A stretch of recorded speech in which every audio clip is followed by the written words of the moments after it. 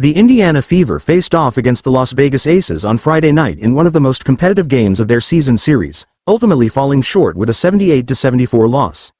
This marked their second straight defeat to the reigning WNBA champions, bringing their season record to 19-19. Despite the loss, the Fever continued to hold the sixth spot in the playoff race, showing significant improvement compared to their struggles just 2 years ago when they managed only 5 wins. Fever swept for the first time this season with this loss. The Fever were officially swept by the Aces, who won all 4 of their matchups this season. Las Vegas is now the only team the Fever have not managed to defeat during the season. The Fever have made great strides, given that just 2 years ago, they were at the bottom of the league. Their ability to stay competitive with the back-to-back WNBA champions speaks volumes about their progress. This final game of the season series was a tightly contested one, with the Fever coming within 1 point late in the fourth quarter. However, they couldn't capitalize on their late momentum, falling short of securing a comeback victory.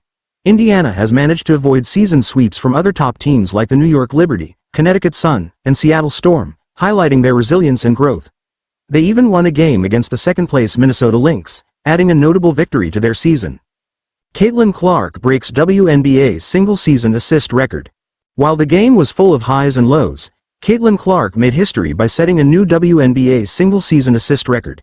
Despite a frustrating first half where Clark was held scoreless and was limited by foul trouble, she found other ways to impact the game. She played only 14 minutes in the first half and attempted just 5 shots but still managed to rack up 6 assists. It was Clark's 5th assist of the night that made history. Following a foul, she inbounded the ball to Kelsey Mitchell, who finished the play with a layup.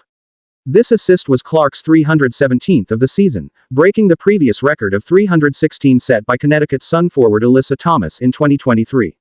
Clark's ability to facilitate for her teammates has always been a defining trait, and even as a rookie, her court vision has seamlessly translated to the professional level.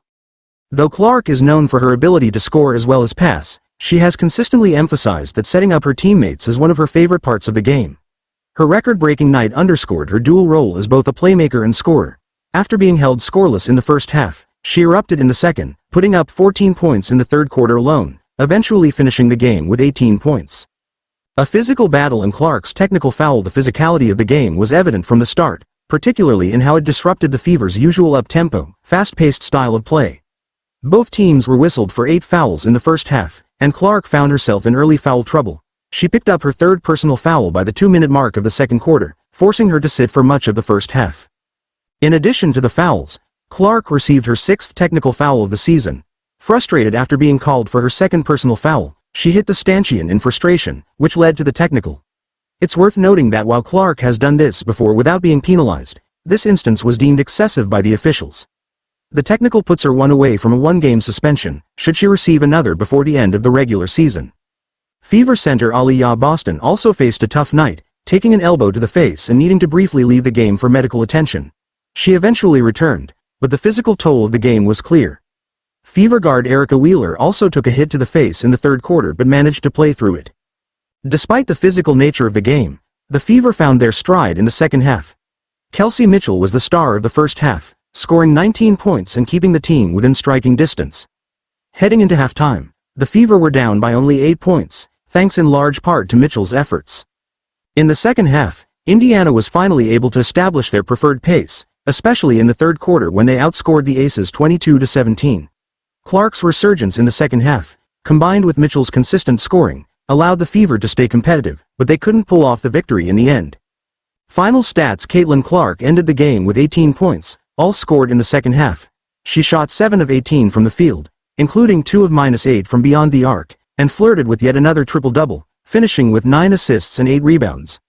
Her 18-point performance, coupled with her record-breaking assist, highlighted her ability to influence the game even when she isn't at her best from a scoring perspective. Kelsey Mitchell was the leading scorer for the Fever, finishing the game with 26 points.